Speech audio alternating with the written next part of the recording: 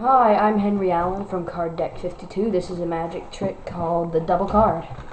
Alright, here you see two cards, right? You know what they are? Alright, good. Make sure. Remember these cards. 9 of hearts and 5 of diamonds. I'll put them in the very center of the deck. You see that? Now, I'm going to take this deck. I'm gonna throw it. Oh, one card ended up. Alright, now look, see? They're back. You see that? They're both back.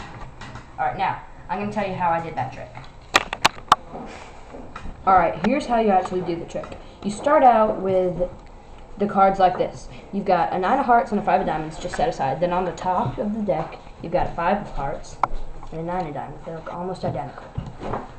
Alright, so then you'll do it like this. You have the 5 of hearts on the bottom, 9 of diamonds on the top. Then you show them the cards, you put them in the center. Now, this is the tricky part. When you throw the deck, you have to make sure to hold on to the top and the bottom cards, like this.